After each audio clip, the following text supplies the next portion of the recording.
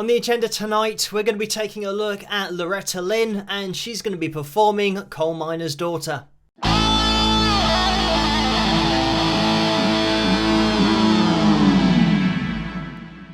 Hello, Phil here from Wings of Pegasus, and welcome to another analysis video. First of all, thank you for all of the messages requesting this video following the sad news that Loretta passed away recently. We do have a video on the channel already on Loretta. That was a few years ago though, so we're going to be jumping into this and her signature song, looking at her vocal isolated and looking at it in a bit more detail. I will get a link to pop up on the screen here if you guys want to check out that previous video on Loretta, because we do get into her career and background at the end of that video. But this is just going to be an analysis of this particular performance and the song. So we'll listen to it the whole way through and then we'll jump into the analysis afterwards.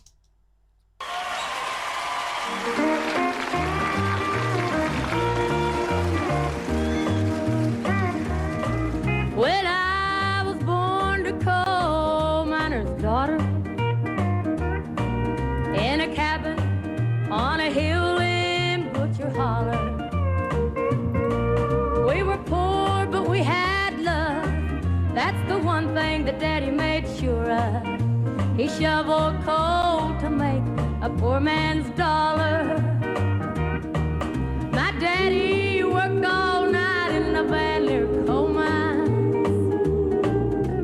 all day long in a field of hoeing corn. Mommy rocked the babies at night and read the Bible by the coal oil light, and everything would start all over come break of morn. Daddy loved and raised their kids on a miner's pay. Mommy scrubbed our clothes on a washboard every day. Why, I've seen her fingers bleed to complain there was no need. She'd smile in Mommy's understanding way.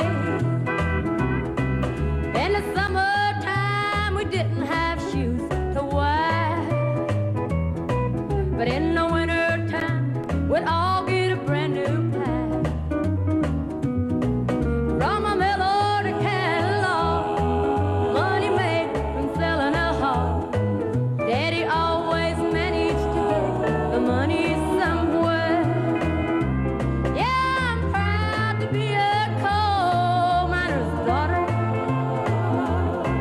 I remember well the well where I drew water. The work we done was hard, and I would sleep 'cause we were taught. I never thought of ever leaving Butcher Holler. Well, a lot of things have changed since the way back then, and it's so good to be back home again. Not much left but the floors, nothing lives here anymore except the memories of a coal miner's daughter.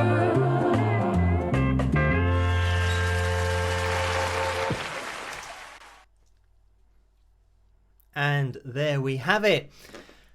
So, I mean, this song being an original composition, Loretta was one of those who had the ability to write songs as well, and it's often a skill that is overlooked when you're listening to particular artists and bands. You just hear songs that they perform, but more often than not, they're not written by the artist themselves, whereas Loretta, really drawing from personal experience with this particular composition, is a monster hit, getting to #1 in the country charts, but you can tell there's a personal story of hers. And the story, even though this is just the way that it goes with country music, having this major chord progression and you've got this happy sound to it and an uplifting sound to it musically, but then more often than not you get the contradiction of the lyrical content.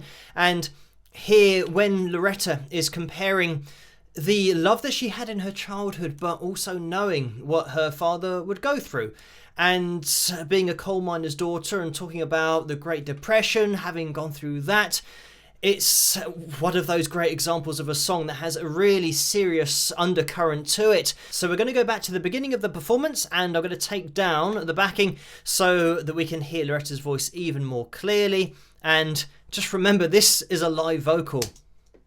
Well, I was born to coal miner's daughter in a cabin on a hill in Butcher Holler. We were poor, but we had love. That's the one thing that Daddy made sure of. He shoveled coal to make a poor man's dollar. So with Loretta's voice, you get such a great mix of that conversational quality to it, the way that she'll just deliver a line, but then at the end of that, not hold with extended vibrato, but just end the phrase. And it is so accurate pitch-wise. Let's have another listen to this opening phrase. Well, I was born to coal miner's daughter. That kind of thing, just saying daughter, but not holding on it, just leaving it really conversational. But have a look at the accuracy that we get with Loretta's pitch. And it's interesting that she said she didn't like to sing for a long time when they're in the studio doing multiple takes, because the longer she sang for, the worse she got. And a lot of artists, great artists, singers are like that, where they just go in the studio and the first take is good enough and then that's it, they go home. But, or they do the whole album, just in a day. But going back, you can see that as we work our way through, this kind of thing of, being bang on the G4 here, and I know that, it's slightly below the line, but this is as accurate as you're going to get for a live vocal. Let me just emphasize that again, and look at this with the F4 again, just slightly shot, but that is ridiculously accurate. And you're only going to see notes more accurate than this with auto-tune or something that's been manipulated, and it's combining this pitch accuracy with the conversational delivery. That's what's so difficult, because when you're talking, you're not really controlling your pitch. So then to be able to sing but make it sound like you're talking and be this accurate is, such an art form. And Loretta certainly was a master of the art form. Because, have a look at this, the G sharp 4 again. Just in this perfect line of maintaining pitch. And we're not talking about being snapped to a line, we're talking about maintaining pitch vocally. Another thing to mention is that the original was recorded in D, and this live performance is in E flat. So it means that it's a semitone higher, and E flat is the same as D sharp. So the vocals are going to be a semitone higher, but we have chord changes here as well. We actually go through 3 semitones. If you're playing this on the guitar, being in E flat is going to be a little bit awkward because you want to be down at the bottom of your guitar playing it in E with your open strings.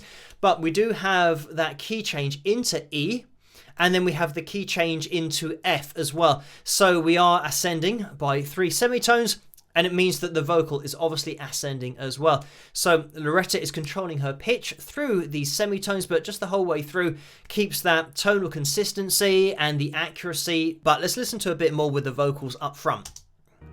My daddy worked all night in the valley coal mines, all day long in a field of hoeing corn. Mommy rocked the babies at night and read the Bible by the coal oil light, and everything would start all over come break of morn. Daddy loved and raised their kids on a miner's pay. Mommy scrubbed our clothes on a washboard every day. Why, I've seen her fingers bleed to complain there was no need. She'd smile in Mommy's understanding way.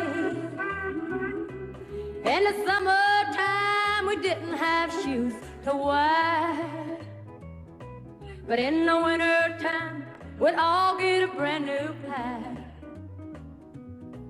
From a mail order catalog, money made from selling a hog. Daddy always managed to get the money somewhere. So when we're just looking at the pitch monitoring software on the right hand side of the screen, as we move back, you can start to see, I mean, it really shows you how accurate she was with her vocal. Look at this on the E4, just bang on, and then F sharp 4, bang on. But this is something that I mentioned about a lot of country musicians and singers, especially their ability, their technical ability to hit notes so accurately. And country musicians, I love this steel guitar that we've got in the background, because some of the lines that are being played are really cool. Actually have a little bit of a jazz flavour in there as well, even though, of course, we've got quite a straightforward progression here. But it's great to have it up front. So we're just going to have a quick listen to the lead guitar, because there's some really cool stuff in here. She'd smile in mommy's understanding way. In the summertime we didn't have shoes to wear, but in the wintertime we'd all get a brand new pair. From a mail order catalog, money made from selling a hog. Daddy always managed to get the money somewhere. And then we have our key change. So we're in E here. So because we're in the middle of the performance, it means that we're a little bit easier on the guitar here. For our E, down to the A, E to the B,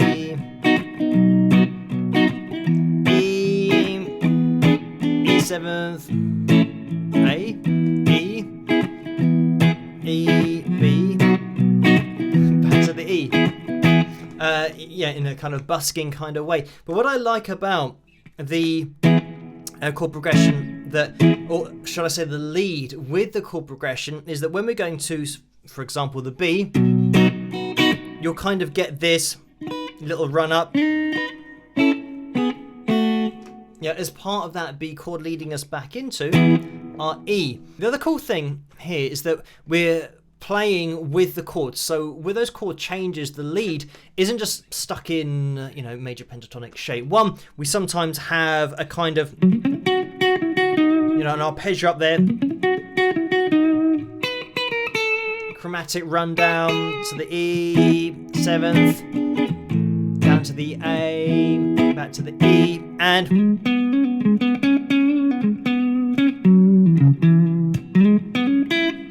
that kind of thing. Obviously, it's not being played like this, but you get to hear all of those lead notes just pop out when you want to hear them.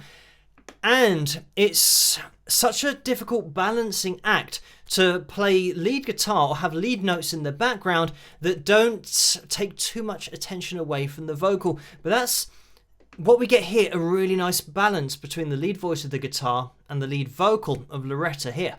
I can't remember exactly where we left it, but we'll jump in here just to hear the end of the performance with the vocal higher in the mix. Yeah, I'm proud to be a coal miner's daughter. I remember the well where I drew water. The work we done was hard, and I would sleep 'cause we were taught. I never thought of ever leaving Butcher Holler.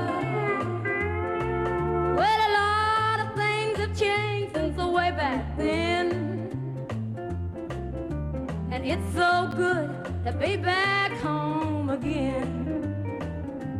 Not much left but the floors, nothing lives here anymore, except the memories of a coal miner's daughter.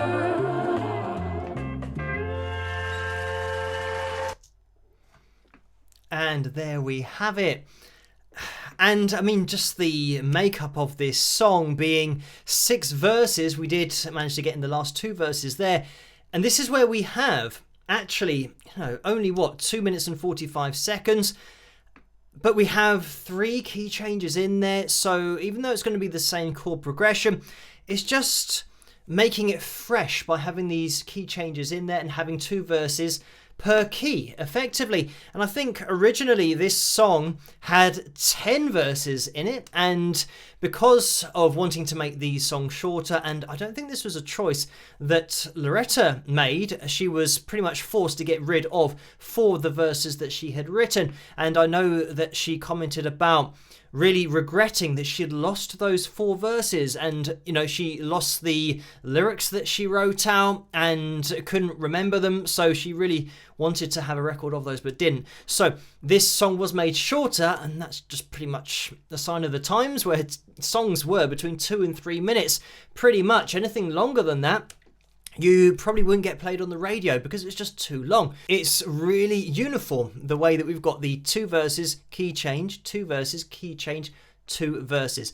And again, having the vocal ability just to take it up those semitones, certainly something that Loretta makes look so straightforward, but it's just this consistency throughout her range, pitch-wise, but tonally as well. Her voice never changes even as she ascends. But thank you guys for requesting this video for tonight. Certainly not the circumstances under which I'd want to feature Loretta again, but we can look at this performance and see the kind of level that she was reaching live. But just as an artist, having this ability to write songs that will connect with the general public en masse, and she certainly was a unique artist and had such a long and successful career. But I hope that you did enjoy this video, and I'll see you guys at the next one.